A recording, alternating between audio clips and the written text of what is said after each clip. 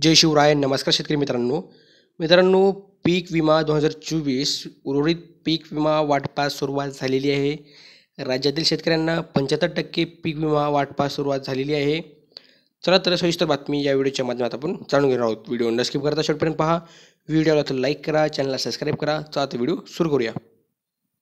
मित्रांनो, लोकसभा निवडणुकीच्या पार्श्वभूमीवर हा पीक विमा एप्रिल महिन्याच्या पहिल्या आठवड्यात वाटप होणे अपेक्षित होतं.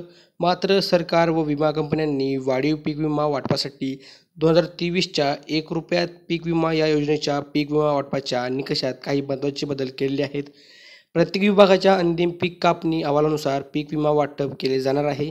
त्यामुळे आत्तापर्यंत हा पीक विमा शेतकऱ्यांच्या बँक खात्यावर वितरित करण्यात आलेला नाही. मित्रांनो, कोणते शेतकरी पात्र ठरले? ज्या भागामध्ये अधिसूचनेचा 25% पीक विमा वाटप करण्यात आलेला होता, अशा शेतकऱ्यांचा उर्वरित 75% पीक विमा वाटपाला सुरुवात झालेली आहे.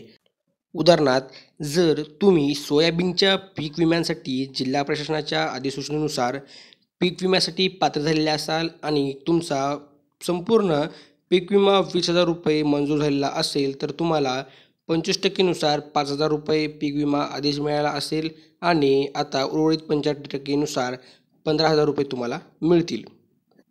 शेतकरी बांधवांनो, काही शेतकऱ्यांच्या माध्यमातून पीक नुकसानीच्या तक्रारी म्हणजेच क्लेम करण्यात आलेले होते.